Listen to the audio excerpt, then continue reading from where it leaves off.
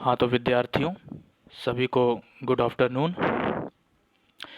मैं फिर कन्हैया अग्रवाल आप सभी के लिए पॉलिटिकल साइंस क्लास 11th प्रश्न पत्र 1 हमारा संविधान सिद्धांत एवं व्यवहार नामक पुस्तक के अध्याय 2 भारत के संविधान में मूल अधिकार, इस पर हम चर्चा कर रहे थे। पार्ट 1 हमने पिछली वीडियो में पढ़ा था। आज हम पार्ट 2 देखेंगे। पिछली वीडियो में हमने देखा था कि मूल अधिकार क्या हैं, मूल अधिकारों के महत्व को समझा था। मौलिक अधिकार, मूल अधिकार या अधिकारों को, अधिकार और मूल अधिकार में क्या अंतर है, सामान्य अधिकार और मौलिक अधिकार में क्या अंतर है, मूल अधिकार का हनन होने पर क्या व्यवस्था की गई है संविधान में या की जाती है, इन सब चीज़ों पर हमने चर्चा की थी। आज हम मूल रूप से अपने भारत के संविधान में जो मूल अधिकार वर्णित हैं इस पर हम बातचीत करेंगे। तो चूँकि मूल अधिकार हर नागरिक के लिए बहुत ही महत्वपूर्ण होते हैं, लोकतंत्र की रीढ़ माना जाता है मूल अधिकारों को, क्योंकि जब तक लोगों को अधिकार नहीं मिलेंगे तो लोकतंत्र का अस्तित्व ना के बराबर है।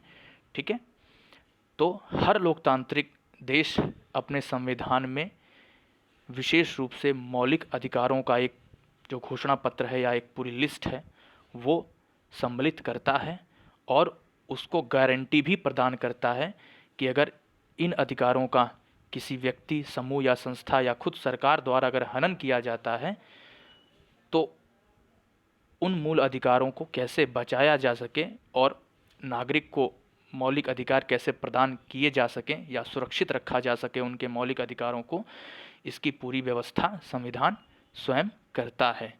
ठीक है, तो आज हम देखेंगे भारत में के संविधान में मूल अधिकार। तो भारत के संविधान में मूल अधिकारों की घोषणा पत्र या सूची को पढ़ने से पहले हम आपकी किताब में यहाँ साउथ अफ्रीका के संविधान में कुछ मूल अधिकारों को दिया गया है।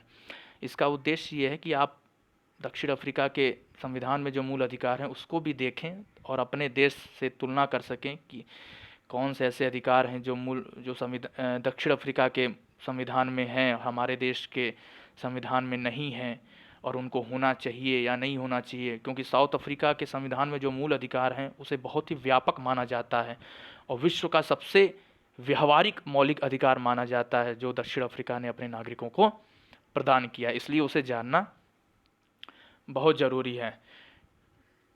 ठीक है, आप सब जानते हैं कि दिसंबर 1996 में वहाँ संविधान लागू होता है। ठीक है, 94 तक 95 तक तो वहाँ रंग भेद वाली सरकार चल रही होती है। जैसे भारत उपनिवेश था वैसे दक्षिण अफ्रीका भी अंग्रेज़ों का उपनिवेश था और वहाँ गोरे और काले के आधार पर एक तरह से सरकार चल रही होती है। गोरे लोगों को पूरा अधिकार मिला होता है और जो काले लोग हैं उनको सारे अधिकारों से वंचित कर दिया जाता है। ठीक है, तो इसी के खिलाफ वहाँ काफ़ी गृह युद्ध जैसी स्थिति होती है। आप नेल्सन मंडेला का नाम सुने होंगे, जिन्होंने 28 वर्षों तक जेल में सज़ा काटी और 1994 में वो जेल से रिहा हुए थे और वो पहले लोकतांत्रिक दक्षिण अफ्रीका के पहले राष्ट्रपति बने थे। उन्होंने काफ़ी संघर्ष किया था। ठीक है, महात्मा गांधी के बाद नेल्सन मंडेला का नाम लिया जाता है। ठीक है, तो दिसंबर 1996 में जब वहाँ गोरों की सरकार हट गई और एक समझौता हुआ कि अब सभी को राजनीति में पूरा सम्मान मिलेगा, अधिकार मिलेगा और मूल अधिकार, सबको मौलिक अधिकार दिए जाएंगे, अब रंग भेद या किसी भी आधार पर अब भेदभाव लोगों को नहीं किया जाएगा। तो इस आधार पर दिसंबर 1996 में संविधान लागू होता है और उसमें मूल अधिकारों को शामिल किया जाता है। ठीक है, और यह संविधान जिसमें मूल अधिकारों का घोषणा पत्र शामिल किया गया है उसमें क्या है, निम्नलिखित आधारों पर, जिसमें नस्ल, लिंग, गर्भधारण, वैवाहिक स्थिति, जाति, सामाजिक मूल, रंग, आयु, अपंगता, धर्म, अंतरात्मा, आस्था, संस्कृति, भाषा और जन्म के आधार पर किसी प्रकार का भेदभाव नहीं किया जाएगा। नागरिकों को सबसे अधिक व्यापक अधिकार प्रदान करता है दक्षिण अफ्रीका का संविधान, और इन अधिकारों को एक विशेष संवैधानिक न्यायालय द्वारा लागू किया जाता है और उसकी रक्षा की जाती है। अब हम देखेंगे कि प्रमुख अधिकार कौन कौन से हैं हमारे दक्षिण अफ्रीका के संविधान में, जिसमें देखो गरिमा का अधिकार, निजता का अधिकार, श्रम संबंधी समुचित व्यवहार का अधिकार, स्वस्थ पर्यावरण का अधिकार एवं पर्यावरण संरक्षण का अधिकार, समुचित आवास का अधिकार, स्वास्थ्य सुविधाएं, भोजन, पानी व सामाजिक सुरक्षा का अधिकार, बाल अधिकार, बुनियादी व उच्च शिक्षा का अधिकार, धार्मिक व सांस्कृतिक व भाषाई समुदायों को अधिकार, सूचना प्राप्त करने का अधिकार। तो आपने देखा इतने सारे अधिकार, लगभग 10 अधिकार शामिल हैं, और उसमें कुछ ऐसे अधिकार हैं जो भारतीय संविधान में नहीं है, जैसे स्वस्थ पर्यावरण का अधिकार, रोजगार का अधिकार, ठीक है, उच्च शिक्षा का अधिकार। भारत में शिक्षा का अधिकार तो है 14 साल के बच्चों तक, लेकिन उच्च शिक्षा का अधिकार नहीं है। यानी कि कुछ ऐसे अधिकार हैं साउथ अफ्रीका में जो भारतीय संविधान में नहीं है, और इसका कारण यह है कि ऐसे अधिकारों को शामिल करना भारतीय संविधान में उचित नहीं है। अगर हम रोजगार के अधिकारों को शामिल कर लेंगे तो फिर इसका मतलब है कि सभी को रोजगार उपलब्ध कराना होगा। तो क्या भारत सक्षम है सभी को रोजगार उपलब्ध करा देने में? क्योंकि मूल अधिकार में शामिल होने का मतलब है कि आपका हक बन जाता है, फिर आप जाके सुप्रीम कोर्ट में या हाई कोर्ट में जाके आप इसके खिलाफ अर्जी दे सकते हो। तो क्या ये सक्षम है? इसीलिए ऐसे अधिकारों को जो भारत आज़ादी के समय उस तरह से सक्षम नहीं था लोगों को प्रोवाइड करा पाने में, तो उसको मूल अधिकार की जगह नीति निर्देशक तत्वों में शामिल किया गया। आगे की कक्षाओं में हम इसको देखेंगे, ठीक है।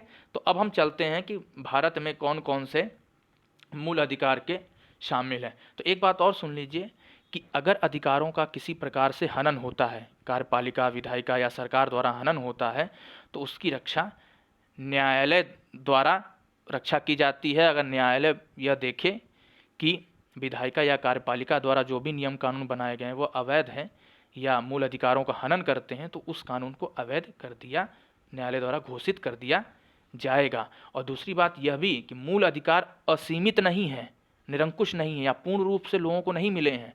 इस पर कुछ सीमाएं होती हैं और सरकार औचित्यपूर्ण रूप से इस पर सीमाएं लागू कर सकता है। वह सीमाएं औचित्यपूर्ण होना चाहिए, जस्टिफेबल होना चाहिए, न्यायोचित होना चाहिए, जबरन नहीं होना चाहिए। लेकिन मूल अधिकार असीमित या निरंकुश या पूर्ण रूप से नहीं है कि आप कुछ भी करें, आप पर एक निश्चित सीमाएं हैं। वो सीमाएं लोकहित के, लोक स्वास्थ्य में या शांति व्यवस्था, ठीक है, नैतिकता, सामाजिक नैतिकता, इन सब मूल्यों के आधार पर आप पर सीमाएं लगाई जा सकती हैं, जिसका हम आगे जिक्र करेंगे।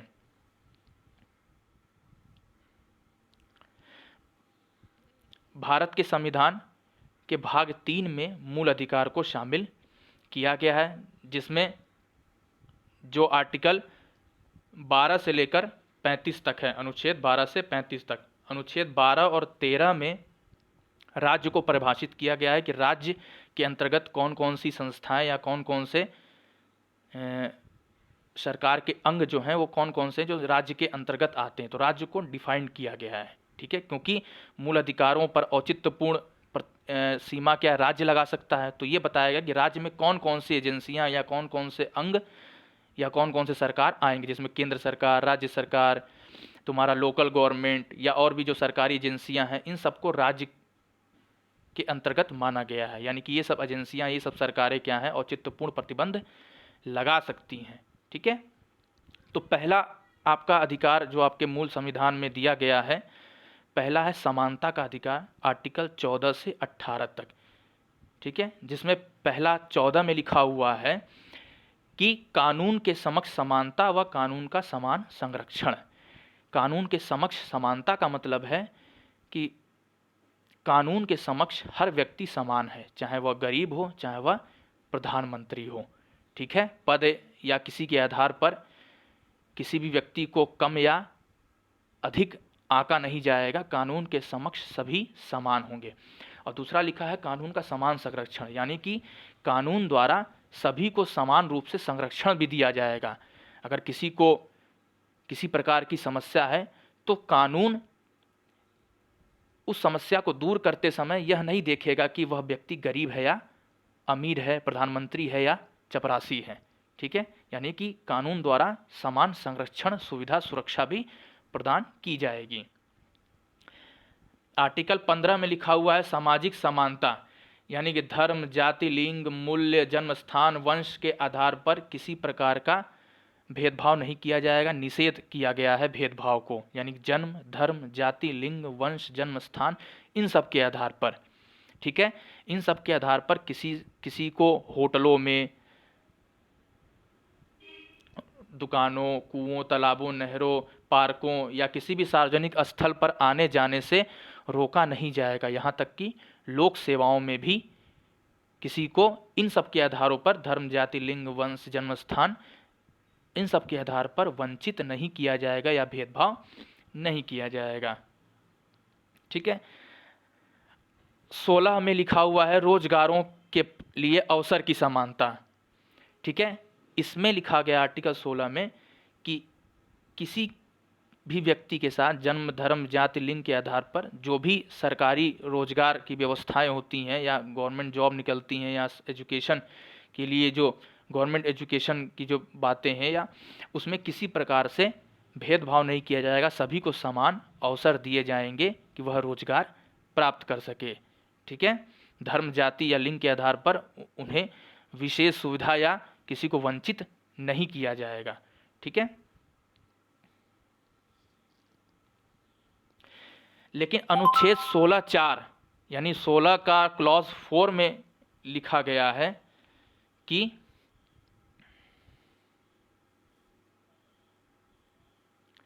जिनका प्रतिनिधित्व राज्य की राय में राज्य के अधीन सेवाओं में पर्याप्त नहीं है, अतः अगर ऐसा किसी समुदाय के साथ है तो राज्य को यह अधिकार होगा कि राज्य संबंधित सेवाओं में उनके प्रतिनिधित्व को सुनिश्चित करने के लिए वह राज्य विशेष प्रावधान कर सकता है। क्योंकि आप देखते हैं कि हमारे समाज में विषमताएं व्याप्त हैं, चाहे जातिगत हो, आप देखते हो दलित हैं, अनुसूचित जाति है, अनुसूचित जनजातियां हैं, महिलाएं हैं, बच्चे हैं, और यह विषमताएं आर्थिक और सामाजिक रूप से दिखाई देती हैं। यानी कि कोई पहले से अमीर है, शिक्षित है, कोई गरीब है, अशिक्षित है, या सामाजिक आर्थिक रूप से काफ़ी पिछड़ा हुआ है।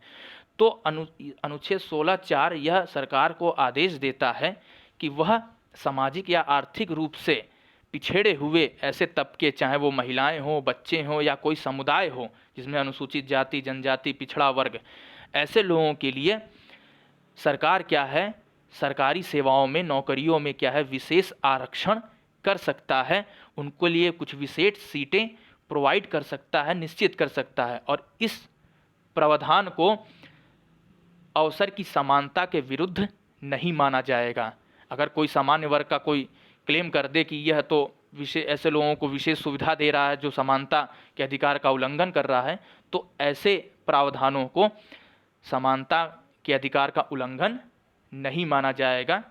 ठीक है, इसका उद्देश्य है जो सामाजिक और शैक्षणिक रूप से जो पिछड़े लोग हैं उनकी बेहतरी के लिए, उनको बराबरी में लाने के लिए यह प्रावधान आवश्यक है।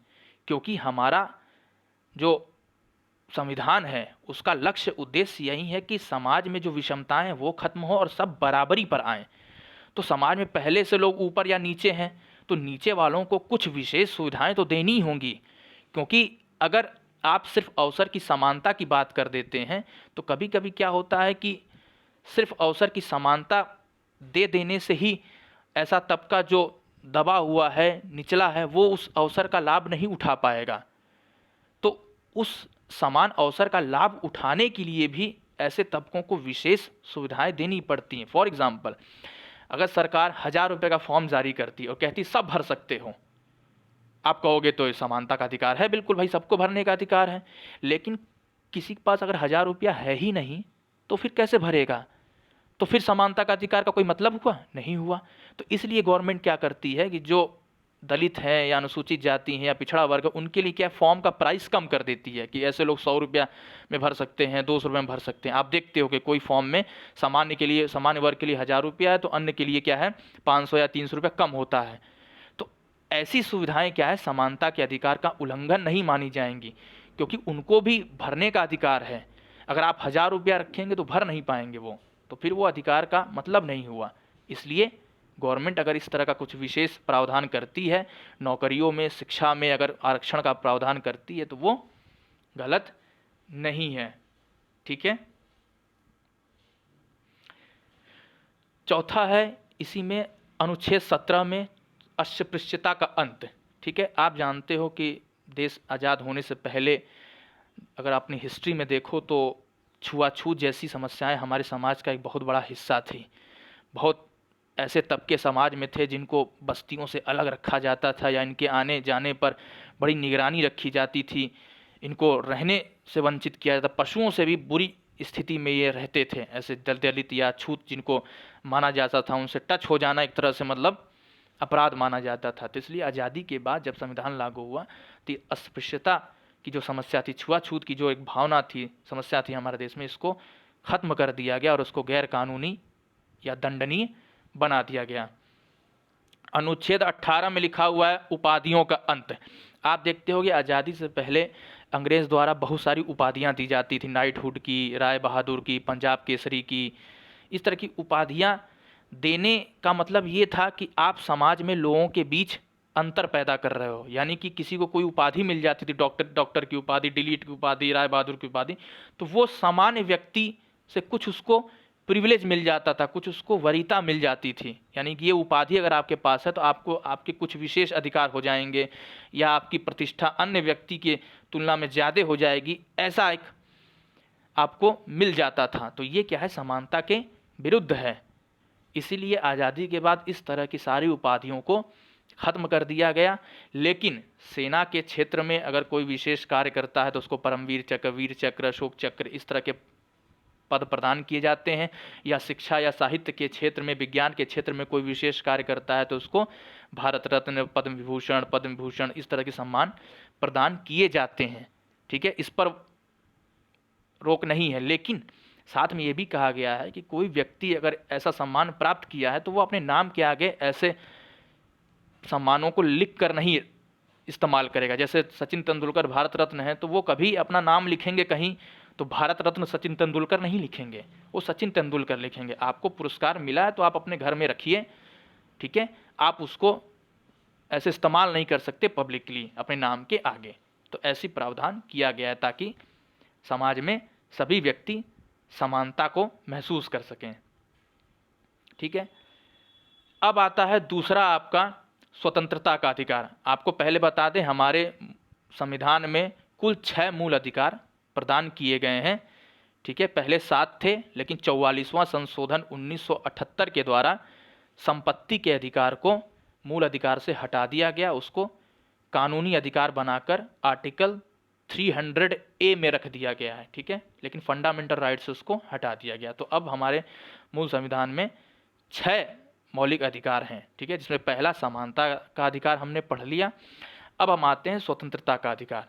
इसमें 1919 से 22 तक है, 19, 20, 21 और 22, इसमें समानता का अधिकार उल्लिखित है।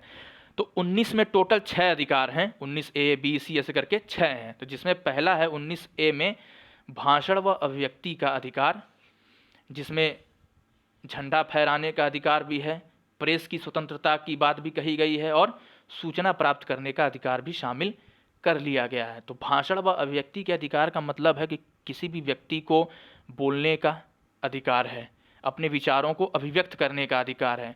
अगर कोई व्यक्ति सरकार के खिलाफ या आलोचना में कोई अपनी बात रखना चाहता है तो वो रख सकता है। किस किस फॉर्म में रख सकता है? बोल कर रख सकता है, कविता के माध्यम से रख सकता है, कार्टून के माध्यम से रख सकता है, प्रिंट करा के रख सकता है, लिखित फॉर्म में रख सकता है, कहीं पेपर में पब्लिश करा सकता है।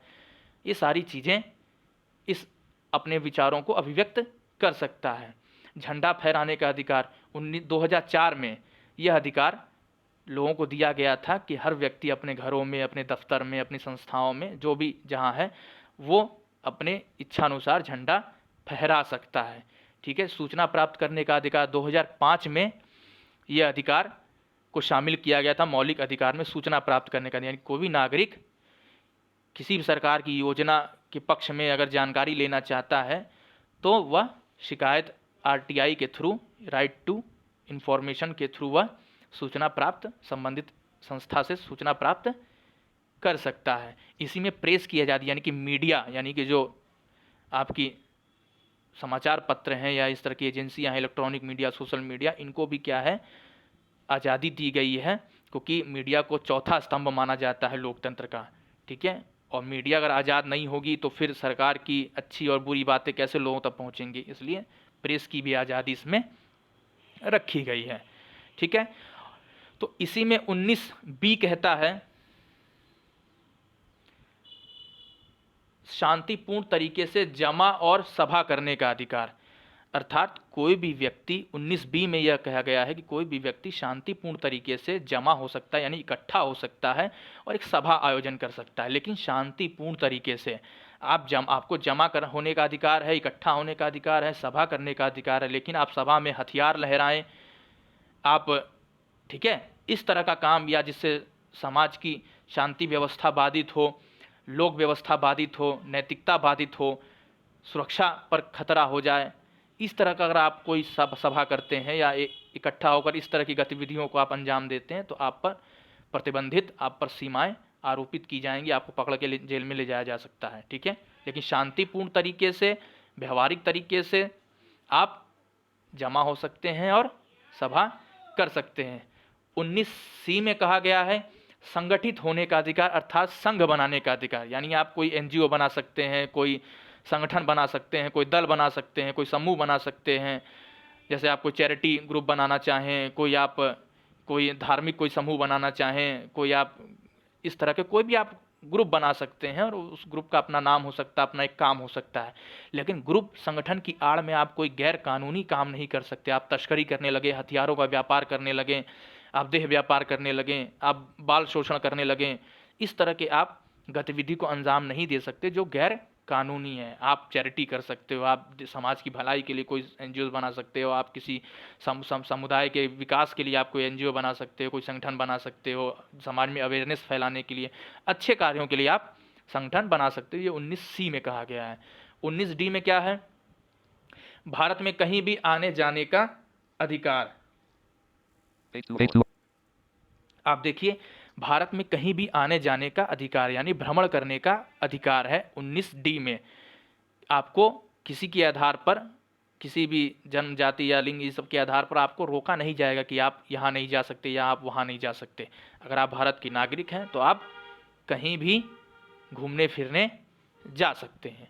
ठीक है। लेकिन घूमने फिरने की यह मतलब नहीं है कि आप कुछ गैर कानूनी काम करने के लिए आप इधर उधर मूव करें। ठीक है। आपका पर्पस एक कानून के दायरे में होना चाहिए। 19E में लिखा हुआ है किसी भी हिस्से में बसने का अधिकार, यानी कि आप कहीं भी घर बसा सकते हैं, प्रॉपर्टी खरीद सकते हैं, कुछ निवास कर सकते हैं। लेकिन इसमें भी कुछ अपवाद हैं, यानी कि जैसे पहले 370 था जम्मू कश्मीर में, तो आप जम्मू कश्मीर में प्रॉपर्टी नहीं खरीद सकते थे, अन्य राज्यों को या के लोगों को यह अधिकार नहीं था। आप पूर्व भारत में चले जाइए, नागालैंड है, सिक्किम है, या इस मिजोरम, त्रिपुरा, इन सब राज्यों में चले जाइए तो वहाँ भी 371 के तहत कुछ प्रतिबंधित है कि अन्य राज्यों के लोगों को वहाँ उस तरह से प्रॉपर्टी या निवास करने की आज़ादी नहीं है, क्योंकि वो एक जनजाति क्षेत्र है, तो वहाँ के लोगों को कुछ विशेष अधिकार दिए गए हैं। और जो जम्मू कश्मीर में 370 जब था तो वहाँ भी वहाँ के लोगों को कुछ विशेष अधिकार थे। तो ऐसे अपवाद हैं, वो उनके विविधता के लिए, उनको सम्मान देने के लिए, उनकी प्रतिष्ठा, उनकी संस्कृति को बचाने के लिए ऐसा किया गया है। ठीक है। लेकिन अब 370 हट गया है तो अब तो शायद आप घूम फिर सकते हैं। ठीक है। तो बाकी सामान्य परिस्थिति में आप कहीं भी निवास कर सकते हैं, कहीं भी बसने का आपको अधिकार है। अगला है 19F में संपत्ति अधिकार था वो हट गया। 19G में है आपका किसी भी प्रकार का आप पेशा चुन सकते हैं, यानी कि आपको कोई भी काम करने का मन है, आप लोहे का काम करना चाहते हैं, आप किराने का काम करना चाहते हैं, आप कपड़े का काम करना चाहते हैं, किसी तरह का आपको व्यवसाय करना है, पेशा करना है, आप कर सकते हैं, आपको रोक टोक नहीं होगा। लेकिन आप तस्करी नहीं कर सकते, स्मगलिंग नहीं कर सकते, आप इस तरह का कोई ड्रग्स बेच नहीं सकते। तो इस तरह का जो धंधा जो गैर कानूनी माना गया है, इस तरह के व्यापार को आप नहीं कर सकते।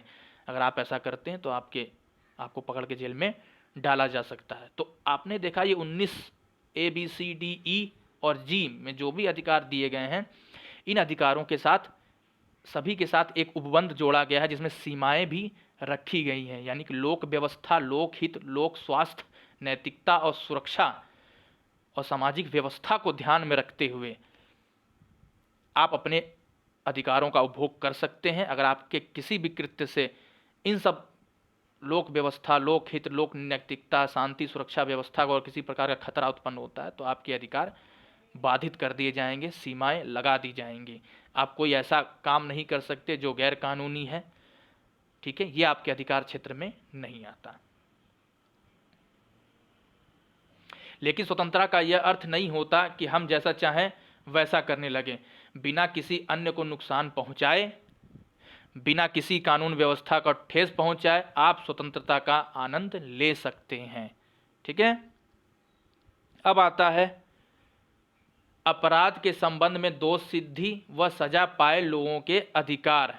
ठीक है, यह आर्टिकल 20 में कहा गया है और यह आर्टिकल जो 20 है जो अधिकार देता है यह हर समय लागू होगा, यानी अगर देश में आपातकाल भी लग जाए तो भी आर्टिकल 20 और 21 नहीं हट सकता। बाकी मूल अधिकार खत्म हो जाते हैं आपातकाल में। आपको पता होना चाहिए अगर राष्ट्रपति द्वारा किसी प्रकार का आपातकाल लगाया जाता है तो आपके अधिकार कुछ कम हो जाते हैं, सीमित हो जाते हैं, जैसे 1975 में हुआ था।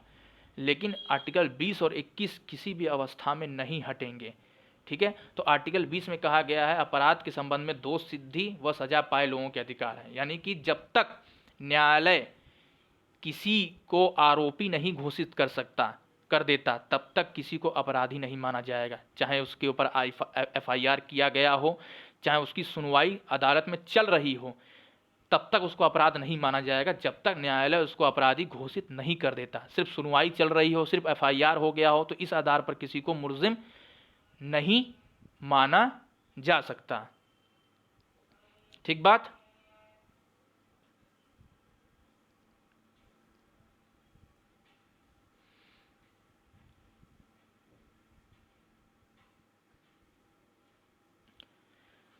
अभियुक्त आरोपी को, यानी कि जो अभियुक्त है, यानी कि अभी आरोपी घोषित नहीं हुआ है, उसको अपने आप को बचाने के लिए पूरा कानूनी अधिकार दिया जाएगा। उसको अपने मनपसंद के हिसाब से वकील रख सकता है।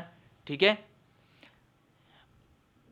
इस तरह से देखा जाए तो न्यायालय द्वारा या संविधान द्वारा न्यायालयी मुकदमे को करने के लिए 3 अधिकार दिए गए हैं, यानी कि इस आर्टिकल 20 में 3 अधिकार शामिल किए गए हैं, जिसमें पहला है किसी व्यक्ति को एक ही अपराध के लिए एक से अधिक बार सजा नहीं दी जा सकती। अगर किसी व्यक्ति ने कोई अपराध किया है और उसकी सज़ा मान लीजिए 10 साल है, अगर उसने भोग लिया वो सज़ा, तो दोबारा उसको उसी अपराध के आधार पर आपको फिर से उस व्यक्ति को दंड नहीं दिया जा सकता। ठीक है, दूसरा है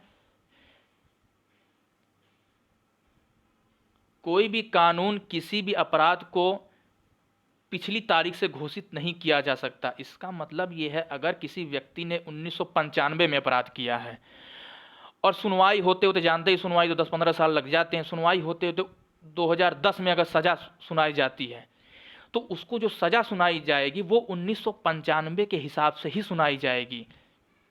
ठीक है, मान लीजिए 1995 में उस अपराध के लिए 10 साल की सज़ा थी और 2010 में वो सज़ा मान लीजिए बढ़ाकर 20 साल कर दी गई है और सज़ा 2010 में ही सुनाई गई, तो ऐसा नहीं कि उसको 20 साल की सज़ा होगी, उसको वही सज़ा होगी उस अपराध के लिए जिस तिथि को उसने वह अपराध किया था और उस तिथि में उस अपराध के संबंध में जो सज़ा निर्धारित थी, ठीक है, वही सज़ा मिलेगी। ना उसको पीछे किया जा सकता है ना उसको आगे किया जा सकता है। अगर 1995 में जिस व्यक्ति ने जो अपराध किया है, 1995 में उस अपराध के संबंध में जो अपराध तय थे, जितने वर्ष की सज़ा तय थी, उतने ही वर्ष की सज़ा उसको होगी, चाहे 1920 में फैसला आवे चाहे कभी भी आवे। ठीक है, उस अपराध को ना आगे बढ़ाया जा सकता है कि 2020 में सज़ा तो 50 साल की हो गई है उसी अपराध के लिए, तो अब उसको 50 साल सज़ा मिलेगी, ऐसा नहीं। और न ही 1980 के हिसाब से उसको सज़ा मिलेगी। 1980 में तो 2 ही साल की सज़ा थी तो 2 साल मिलेगी, नहीं। 1995 में अगर 10 साल की सज़ा है तो 10 साल उसको मिलेगी, जिस दिन उसने अपराध किया था उसी तिथि के हिसाब से उसको सज़ा मिलेगी, उस तिथि को जो अपराध तय था। तीसरा है, किसी भी अभियुक्त को, जो आरोपी, अभी उसको अभियुक्त बनाया गया, अभी आरोपी नहीं है, ठीक है, अभियुक्त है, उसको अपने खिलाफ साक्ष्य देने के लिए बाध्य नहीं किया जा सकता कि उसको 3rd डिग्री दे के डंडा मार के उसको कहा जाए कि तुम मानो कि मैंने ही गुनाह किया है। ऐसा नहीं किया जा सकता किसी के साथ। ठीक है, तो ये 3 बातें आर्टिकल 20 में है, और यह आर्टिकल 20 में जो अधिकार हैं यह कभी भी हटाया नहीं जा सकता है। आप स्क्रीनशॉट लेते रहिएगा, मैं थोड़ा थोड़ा ऊपर कर रहा हूं। ठीक है, अब इसी में अगला आता है जीवन की रक्षा व दैहिक स्वतंत्रता का अधिकार। यह आर्टिकल 21 में है। ठीक है, आर्टिकल 21 में है जीवन का अधिकार और दैहिक स्वतंत्रता का अधिकार। इसमें बताया गया है कि कानून द्वारा निर्धारित प्रक्रिया के आधार पर ही किसी को उसके जीवन या व्यक्तिगत स्वतंत्रता को से वंचित नहीं किया जा सकता। अगर कानून में जो भी निर्धारित प्रक्रिया है उस प्रक्रिया का पालन किए बिना किसी व्यक्ति के जीवन के अधिकार या दैहिक स्वतंत्रता के अधिकार से वंचित नहीं किया जा सकता। ठीक है, निर्धारित प्रक्रिया के आधार पर ही आप कोई प्रतिबंध या किसी प्रकार की सीमा आरोपित कर सकते हैं, जो कानून द्वारा निर्धारित हो, संविधान में निर्धारित हो या संसद द्वारा कोई कानून बनाया गया हो, उसी आधार पर ही आप अगर किसी व्यक्ति के जीवन या दैहिक स्वतंत्रता के अधिकार पर आप किसी प्रकार का कोई प्रतिबंध लगा सकते हैं, वरना आप नहीं लगा सकते। यह आर्टिकल 21 भी किसी भी अवस्था में हटाया नहीं जा सकता है, आपातकाल में भी। ठीक है, देखो जीवन के इसमें 2 बातें हैं, जीवन का अधिकार और दैहिक स्वतंत्रता का अधिकार। ठीक है, जीवन के अधिकार में आता है आपका शुद्ध पर्यावरण का अधिकार, स्वास्थ्य का अधिकार। ठीक है, और आत्महत्या भी अपराध घोषित किया गया। यानी कि जीवन के अधिकार का मतलब है कि आप अपने जीवन को खत्म नहीं कर सकते। इसके लिए अगर किसी व्यक्ति को शुद्ध पर्यावरण नहीं मिल रहा है तो भी वो उनके जीवन पे खतरा है, तो शुद्ध पर्यावरण पाने का अधिकार। स्वास्थ्य भी उसके जीवन पे खतरा है तो बेहतर स्वास्थ्य पाने का अधिकार। और आत्महत्या भी अगर वो व्यक्ति खुद भी हत्या कर लेता है, दूसरा तो मान लो दूसरे से तो अच्छा होगी, खुद भी अगर व्यक्ति अपने आप को मारता है तो वह भी अपराध है, वह भी उसके जीवन के अधिकार के खिलाफ है। ठीक है, तो आत्महत्या को भी गैर कानूनी माना गया है। ठीक है, अब दैहिक स्वतंत्रता में यानी कि व्यक्तिगत स्वतंत्रता की बात होती है इसमें। ठीक है, तो दैहिक स्वतंत्रता के अंतर्गत क्या है, एकांतवास का अधिकार है। यानी कि कोई व्यक्ति अकेले रहना चाहे तो वो अकेले रह सकता है, एकांतवास का अधिकार है। विदेश भ्रमण का अधिकार, निजता का अधिकार शामिल है, प्राइवेसी। कोई व्यक्ति अगर कुछ अपनी बात शेयर नहीं करना चाहता है तो वो कर सकता है, वो विदेश भ्रमण करना चाहता है तो वो विदेश भ्रमण कर सकता है, उसको किसी प्रकार से रोका नहीं जाएगा।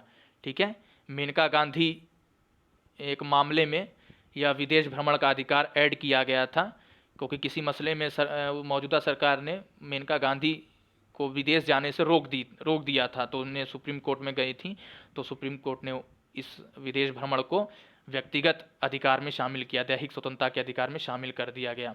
और निजता का अधिकार भी 2017 में शामिल किया गया है। इसमें भी एक मसला था कि एक महिला थी, वो रात को 2 बजे अपने किसी से बात कर रही थी, तो उसके पति ने उस पर किया कि तुम बात किससे कर रही हो, तो उसने बोला, तब तक उसने अपना फ़ोन लॉक कर दिया था। जब उसका पति उठ गया तो पति ने बोला कि नहीं, फ़ोन ऑन करके बताओ, हम लॉक खोलो, उसको पासवर्ड बताओ, मैं देखूँ तुम किससे बात कर रही हो। तो वो महिला सुप्रीम कोर्ट चली गई कि मेरे पति मुझसे पासवर्ड मांग रहा है, ये व्यक्तिगत मेरा मसला है, इसको मेरा अधिकार है। तो सुप्रीम कोर्ट ने माना कि हाँ, यह अगर कोई पत्नी भी चाहे तो वह उसका अधिकार है कि वो अपने पति को अपना पासवर्ड या मोबाइल की में रखी चीज़, कोई व्यक्तिगत चीज़ जो न बताना चाहे तो वो नहीं बता सकती है, उसको अधिकार है कि वो बताना चाहे या ना बताना चाहे। तो इस तरह से निजता के अधिकार को भी शामिल किया गया।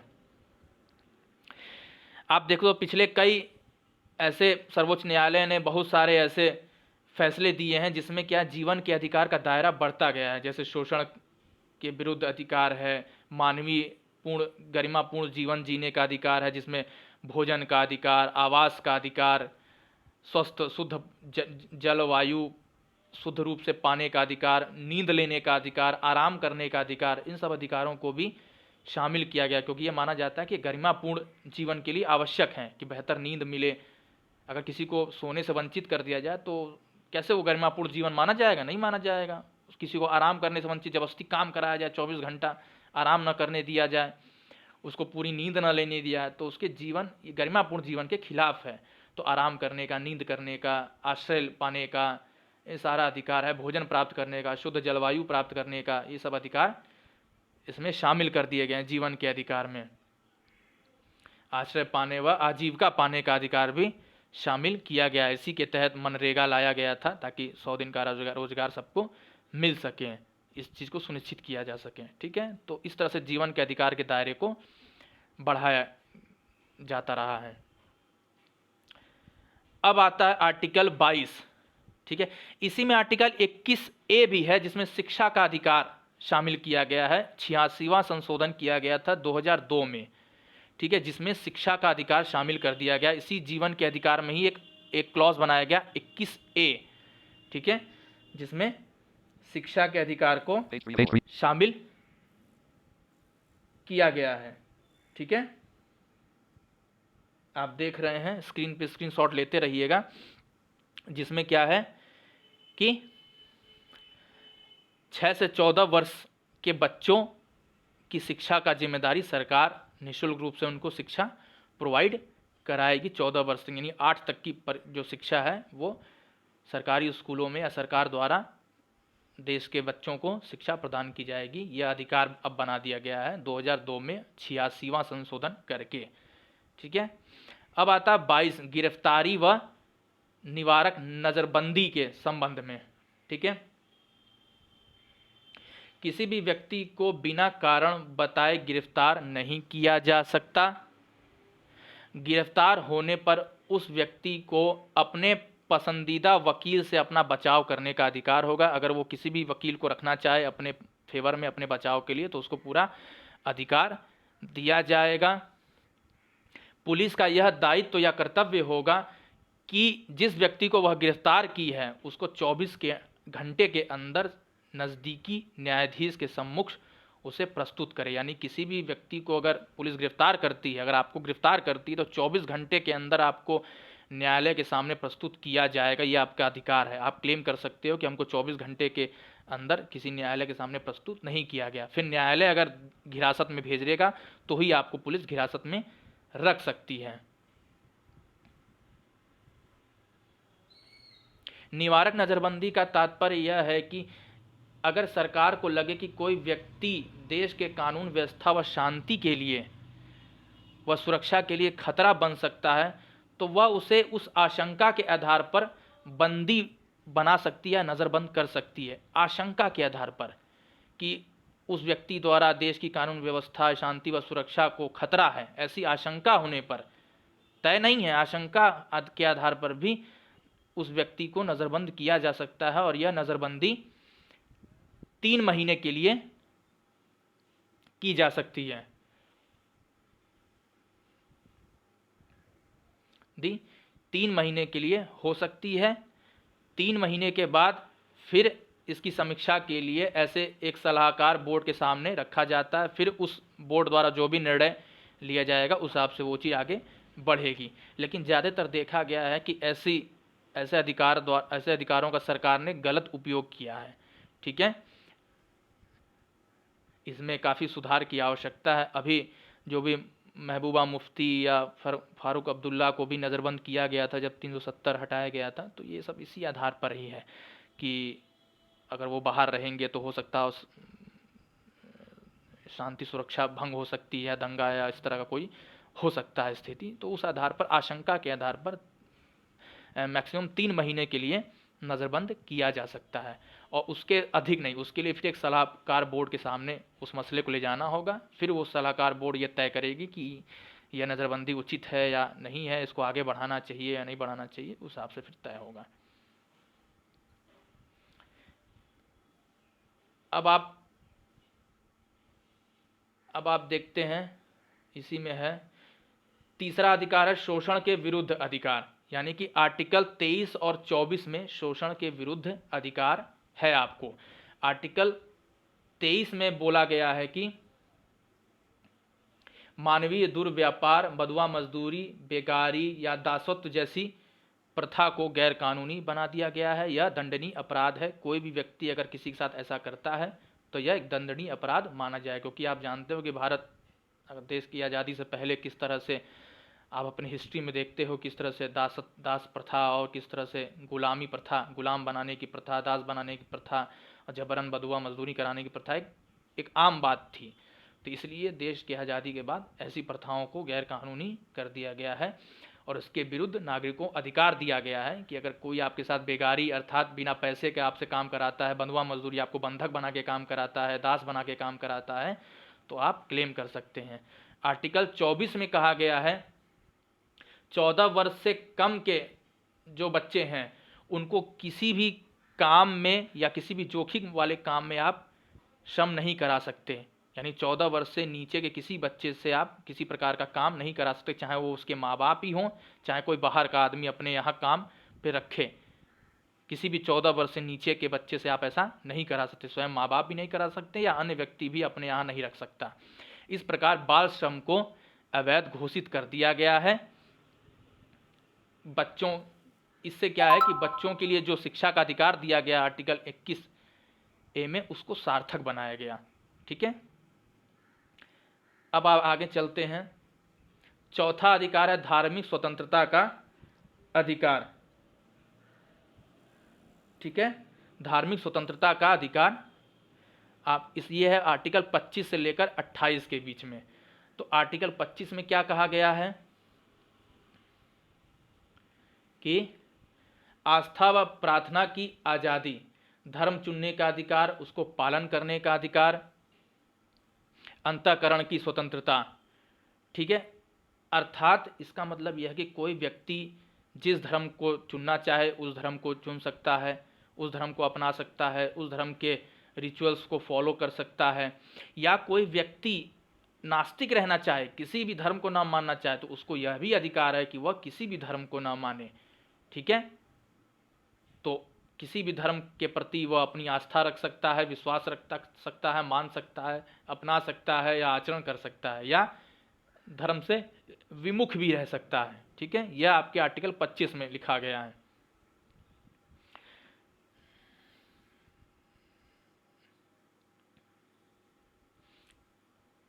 सभी व्यक्ति को अपने धर्म का आचरण व प्रचार प्रसार करने का अधिकार है,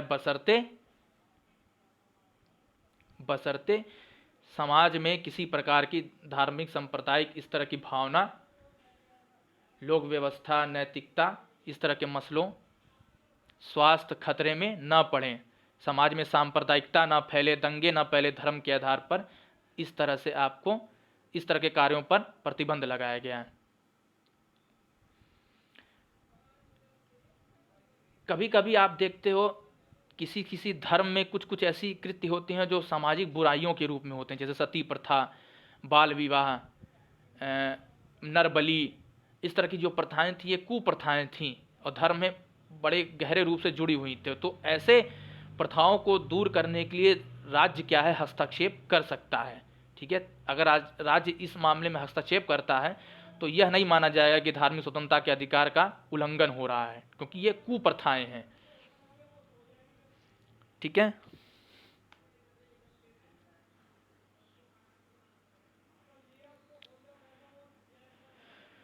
उदाहरण सती प्रथा, एक से अधिक विवाह, मानव बलि, नर बलि जैसी कुप्रथाओं को दूर करने के लिए ठीक है, संविधान हस्तक्षेप कर सकता है। ठीक है, राज्य हस्तक्षेप कर सकता है। संविधान द्वारा राज्य को यह भी अधिकार है कि अगर जबरन धर्म के प्रचार प्रसार के नाम पर अगर कोई धार्मिक समूह किसी से जबरन धर्म परिवर्तन कराता है तो यह भी गैर कानूनी। आप प्रचार प्रसार कर सकते हो, आप लोगों को आकर्षित कर सकते हो, अपने धर्म के रिचुअल्स या अपने धर्म की बातों को आप दूसरों को बता सकते हो, लेकिन जबरन उसका धर्म परिवर्तन नहीं करा सकते। यह आपका अधिकार नहीं है। ठीक है, संविधान में राज्य को धर्मनिरपेक्ष माना गया है। राष्ट्रपति, प्रधानमंत्री, न्यायाधीश या किसी अन्य राजनीतिक पद प्राप्त करने के लिए आपको किसी धार्मिक समुदाय का सदस्य होने की आवश्यकता नहीं है। धर्मनिरपेक्षों का राज्य का अपना कोई धर्म नहीं होगा। ठीक है, राज्य सभी धर्मों को समान नज़र से देखेगा और सभी के विकास के लिए वह बेहतर अवसर या परिस्थितियों का सृजन करेगा। दूसरा इसी में है, आर्टिकल 26 में दिया हुआ है, धार्मिक मामलों के प्रबंध की आज़ादी, यानी कि किसी धार्मिक समुदाय या किसी व्यक्ति को अपने धर्म के संबंध में प्रबंधन की आज़ादी होगी कि उसके लिए वह कोई संगठन बना सकता है या कोई व्यवस्था कर सकता है, कोई कार्यक्रम आयोजन कर सकता है। तो प्रबंधन की पूरी आज़ादी होगी, बशर्ते उसमें किसी प्रकार का कोई ऐसा वैसा काम ना हो जो ऊपर बताया गया है। ठीक है, आर्टिकल 27 में कहा गया है, किसी विशिष्ट धर्म की वृत्ति के लिए कर अदायगी की स्वतंत्रता, यानी कि कोई व्यक्ति किसी धर्म का संचालन कर रहा है और उस धर्म के संचालन में किसी प्रकार का खर्च होता है तो उस खर्च को क्या है, कर की अदायगी से मुक्त रखा जाएगा। ठीक है, इस तरह का प्रावधान अनुच्छेद 27 में है। 28 में कुछ शिक्षण संस्थाओं में धार्मिक शिक्षा या उपासना में उपस्थित होने की स्वतंत्रता। इसका मतलब यह है अगर कोई मुस्लिम है या कोई अन्य धर्म का व्यक्ति है, किसी विद्यालय में पढ़ रहा है या किसी एजुकेशन संस्थान में पढ़ रहा है, तो वहाँ अगर किसी प्रकार की उपासना या प्रार्थना हो रही है तो वह आज़ादी है कि वह उसमें उपस्थित हो चाहे ना हो। ठीक है, यानी जैसे मान लीजिए कोई व्यक्ति किसी विद्यालय में मान लीजिए प्रार्थना हो रही है, वंदे मातरम हो रहा है, राष्ट्रगान हो रहा है, तो कोई व्यक्ति ना चाहे अगर कि मैं वहाँ उपस्थित हूँ या मुझे वहाँ खड़ा होना पड़े तो वह उसकी आज़ादी है कि वह उसमें खड़ा हो या ना हो, या उस धार्मिक कृत्य में वह पार्टिसिपेट करे या ना करे। ठीक है, संविधान यह भी कहता है कि किसी भी सरकारी या शैक्षणिक संस्थान में धार्मिक शिक्षा प्रचार या प्रसार करने की आज़ादी नहीं होगी, यानी कि किसी भी सरकारी संस्थान में, शैक्षणिक संस्थान में धार्मिक शिक्षा नहीं दी जाएगी, प्रचार प्रसार नहीं किया जाएगा। प्राइवेट स्कूल अपना कर सकते हैं। ठीक है, लेकिन प्राइवेट स्कूल में अगर कोई अन्य धर्म का व्यक्ति है, अगर वह उपस्थित नहीं होना चाहता है किसी प्राइवेट स्कूल की प्रार्थना में भी, तो उसको आज़ादी होगी कि वह उपस्थित ना हो। यानी प्राइवेट स्कूल का प्रबंधन मजबूर नहीं कर सकता किसी व्यक्ति को कि वह उस धार्मिक कृत्य में या उपासना में उपस्थित हो। और जो सरकारी स्कूल या सरकारी शिक्षण संस्थान, उसमें तो धार्मिक शिक्षा तो दी ही नहीं जाएगी, किसी भी धर्म के प्रति प्रचार प्रसार का कोई काम नहीं किया जाएगा। और किसी धर्म के आधार पर प्रवेश से वंचित किया जाएगा सरकारी संस्थान या विद्यालय में, और न ही किसी धर्म के आधार पर विशेष प्रिविलेज दिया जाएगा। ठीक है, यानी जो उसकी योग्यता या जो भी मापदंड है, जो कानूनी मापदंड है, उसी के आधार पर ही प्रवेश होगा। धर्म के आधार पर न वंचित किया जाएगा, न विशेष सुविधा दी जाएगी। ठीक है, इसमें अब देखिए एक पांचवा अधिकार है सांस्कृतिक व शैक्षणिक अधिकार। ये आर्टिकल 29 और 30 में है। ठीक है, इसमें क्या कहा गया है, इसमें कहा गया है कि 29 में कहा गया है कि अल्पसंख्यकों को भाषा व अपनी संस्कृति के संरक्षण का अधिकार होगा। ठीक है, संविधान क्या है, मानता है कि विविधता हमारे समाज की मजबूती है, अतः बहुसंख्यकों का यह दायित्व है कि वह अल्पसंख्यकों की संस्कृति व भाषा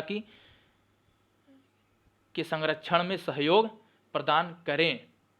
ठीक है, और अल्पसंख्यकों को अपनी संस्कृति व भाषा की सुरक्षा व प्रसार का पूरा अधिकार होगा। संविधान उनकी संस्कृति व भाषा की सुरक्षा करेगा और यह दायित्व बहुसंख्यकों पर डाला गया है कि वह अल्पसंख्यकों की संस्कृति, भाषा व उनके हितों का संरक्षण करें। उन पर इस तरह का कोई डर या कुछ इस तरह का मतलब दबाव ना प्रेषित करें जिससे उनकी संस्कृति व भाषा को खतरा हो। ठीक है। अनुच्छेद 30 में कहा गया है कि अल्पसंख्यकों को अपने लिए अपने संस्कृति व भाषा के प्रचार प्रसार हेतु शैक्षणिक संस्थाएं या अन्य संस्थाएं खोलने का अधिकार होगा, जिससे वह अपनी संस्कृति व भाषा की सुरक्षा कर सकते हैं और उसको पोषित कर सकते हैं।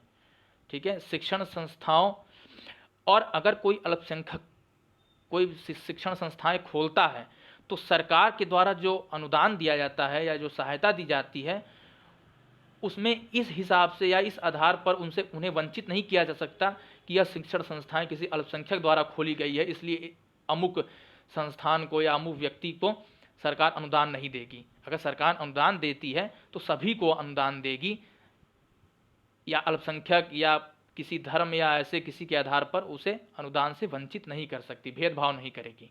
ठीक है, ये बात रखी गई है। ठीक है।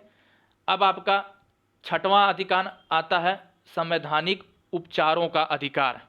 ठीक है, यह आर्टिकल 32 में है। आप कहेंगे 31 कहाँ गया? तो 31 में संपत्ति का अधिकार था जिसको मूल अधिकार से हटा दिया गया है और उसको अनुच्छेद 300 क में रख दिया गया है। ठीक है, और कानूनी अधिकार बना दिया गया है। ठीक है, अब वो आपका फंडामेंटल राइट नहीं है। तो 32 में संवैधानिक उपचार का अधिकार है। ये बहुत ही महत्वपूर्ण अधिकार है। बाबा साहब अंबेडकर ने इस अधिकार को, इस अनुच्छेद को, आर्टिकल 32 को संविधान की आत्मा या हृदय कहा है। ठीक है, क्योंकि बाबा साहब अंबेडकर कहते हैं कि यह अधिकार अगर नहीं होगा तो बाकी जो ऊपर के अधिकारों का कोई महत्व नहीं है, क्योंकि इस अधिकार में यह बताया गया है कि अगर आपके ऊपर के 5 अधिकारों का हनन होता है तो आप उन अधिकारों को वापस प्राप्त करने के लिए या हनन से बचाने के लिए आप क्या कर सकते हैं। यह सारा प्रावधान इस अनुच्छेद 32 में है, इस अधिकार में है। यानी संवैधानिक उपचार का अधिकार, अगर आपके अधिकारों का हनन होता है तो आप संविधान द्वारा उपचार या उससे सुरक्षा कैसे प्राप्त कर सकते हैं। यानी कि जो ऊपर के उल्लेखित अधिकारों को व्यवहार में लाने या उल्लंघन से बचाने के लिए यह अधिकार अत्यंत ही महत्वपूर्ण है। अंबेडकर साहब ने इस अधिकार को संविधान की आत्मा व हृदय कहा है। ठीक है, इसके तहत प्रत्येक नागरिक अधिकारों का हनन होने पर उच्च न्यायालय या सर्वोच्च न्यायालय का दरवाजा खटखटा सकता है। न्यायालय सरकार को यह आदेश या निर्देश दे सकता है कि फला व्यक्ति के अधिकारों का हनन हो रहा है तो आप इसकी जांच करिए और उसके अधिकारों की सुरक्षा कीजिए। ऐसा न्यायालय क्या है, सरकार को आदेश दे सकता है। तो इस संबंध में न्यायालय क्या है, कुछ रीटें जारी करता है। ऐसी 5 रीटें या आदेश न्यायालय जारी कर सकता है। अब देखिए क्या क्या है। पहला रिट है बंदी प्रत्यक्षीकरण। न्यायालय किसी भी गिरफ्तार व्यक्ति को न्यायालय के सम्मुख प्रस्तुत करने का आदेश दे सकता है। अगर किसी व्यक्ति को गिरफ्तार कर लिया गया है और उसको न्यायालय के सम्मुख प्रस्तुत नहीं किया जा रहा है तो इस आदेश के तहत अदालत क्या है, उस व्यक्ति को अदालत के सम्मुख प्रस्तुत होने के लिए आदेश जारी कर सकती है और संबंधित संस्था या पुलिस को ऐसा करना होगा और अदालत के सम्मुख प्रस्तुत करना होगा। गिरफ्तारी अवैध या गैरकानूनी होने पर सरकार यह आदेश भी दे सकती है कि फला व्यक्ति को छोड़ दिया जाए। ठीक है। दूसरा है परमादेश। जब कोई सार्वजनिक पदाधिकारी अपने कानूनी व संवैधानिक दायित्वों का निर्वहन नहीं करता है, यानी कोई भी पदाधिकारी है उसके पास जो भी अधिकार हैं, जो भी दायित्व हैं, अगर वो उसका निर्वहन नहीं कर रहा है तो इस संबंध में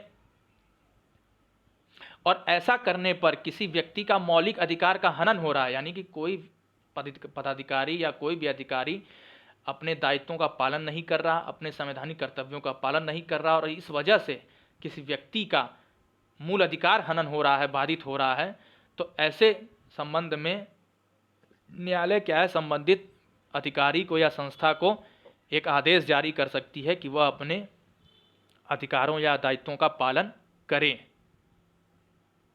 ठीक है। तीसरा आदेश है निषेधादेश। इसमें क्या होता है, जब कोई निचली अदालत अपने अधिकार क्षेत्र का अतिक्रमण करके सुनवाई करती है, यानी कि हर अदालत का अपना एक अधिकार होता है कि वह इस तरह के मामले या इतने रुपए तक के मामले ही देख सकती है। अगर कोई अदालत इसका अतिक्रमण करती है या अपने क्षेत्र से ऊपर के मसलों की सुनवाई करती है, तो इस संबंध में क्या है, सर्वोच्च न्यायालय या उच्च न्यायालय उस संबंधित अदालत को रोकने के लिए या ऐसा करने से मना करने के लिए ऐसे रिट जारी करती है निषेधाधिकार, कि वो कहती है कि आपका जो अधिकार क्षेत्र है वो आप उससे ऊपर के मसलों को सुन रहे हैं, आप अपने अधिकार का अपने अधिकार क्षेत्र का अतिक्रमण कर रहे हैं, तो ऐसा आदेश सुप्रीम कोर्ट या हाई कोर्ट निचली अदालत को जारी कर सकती है। ठीक है। चौथा, अधिकार प्रेक्षालेख। इसमें यह होता है कि यदि कोई व्यक्ति ऐसे पद पर नियुक्त हो गया है जो जिस पर उस व्यक्ति का कोई कानूनी हक नहीं है, अर्थात कोई व्यक्ति ऐसे पद पर पदासीन हो गया जिस पर कोई हक नहीं है, जिस पर उसको पदासीन नहीं होना चाहिए था, अब वो जबरन या किसी गैर कानूनी तरीके से वह उस पद पर आसीन हो गया है, तो ऐसे संबंध में क्या है, तब ऐसे आदेश द्वारा न्यायालय क्या है, उसे रोक सकता है। इसको कहते हैं अधिकार प्रेक्षालेख। ठीक है। पांचवा क्या है, पांचवा है उत्प्रेषण रिट। जब निचली अदालत या सरकारी अधिकारी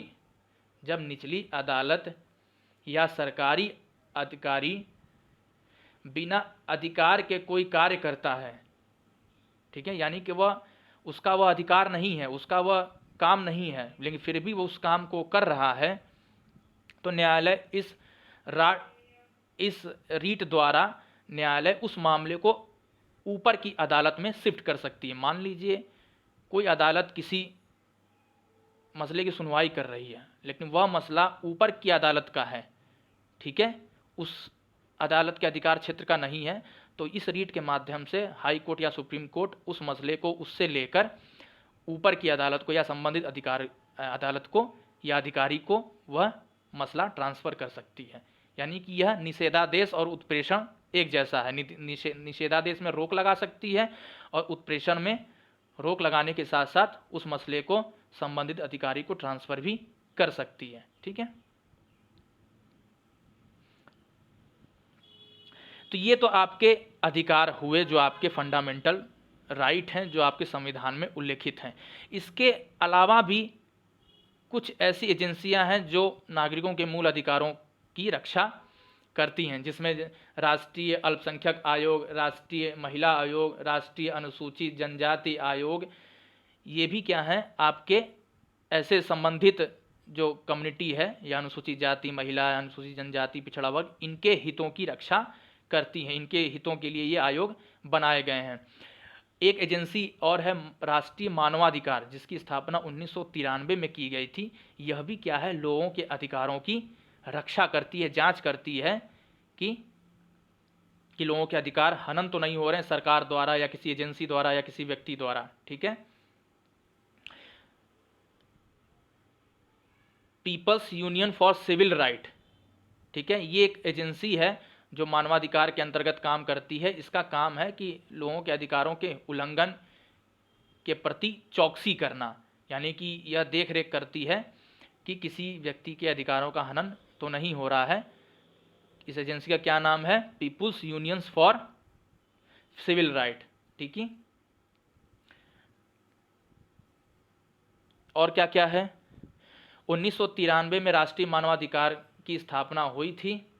इस आयोग में सदस्य के रूप में सर्वोच्च न्यायालय और उच्च न्यायालय का पूर्व मुख्य न्यायाधीश, यानी सर्वोच्च न्यायालय का सेवानिवृत्त मुख्य न्यायाधीश कोई पूर्व, और उच्च न्यायालय का कोई पूर्व मुख्य न्यायाधीश सदस्य हो सकता है, और 2 ऐसे लोग जो मानवाधिकार के संबंध में विशेष ज्ञान या समझ रखते हों, ऐसे 4 लोग इस मानवाधिकार के सदस्य हो सकते हैं।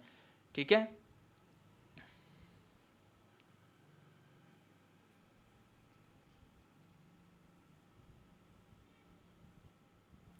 ठीक है। आयोग मानवाधिकार के हनन के संबंध में सूचना मिलने पर किसी व्यक्ति की याचिका या स्वयं ही पहल करके जांच कर सकता है। वह बंदियों की स्थितियों की जांच कर सकता है। ठीक है, मानवाधिकार के संबंध में कोई शोध या कोई प्रस्ताव जारी कर सकता है कि ये अधिकार होने चाहिए, क्योंकि मानवाधिकार में और भी अधिकार शामिल हो जाते हैं। सिर्फ फंडामेंटल राइट के अलावा भी जो बहुत सारे अधिकार हैं वो भी शामिल हो जाते हैं। ठीक है, तो इसके संबंध में वह बंदियों की के स्थिति की जांच कर सकता है कि बंदियों को भी कुछ भाई अधिकार होते हैं, तो वो उनको मिल रहा है कि नहीं मिल रहा है। इसके संबंध में कोई शोध प्रस्ताव, कोई रिसर्च कर सकता है, मानवाधिकार वो जारी कर सकता है। ठीक है, लेकिन आयोग को मुकदमा सुनने का अधिकार नहीं है। वह जांच तो कर सकता है लेकिन मुकदमा नहीं चला सकता किसी के ऊपर।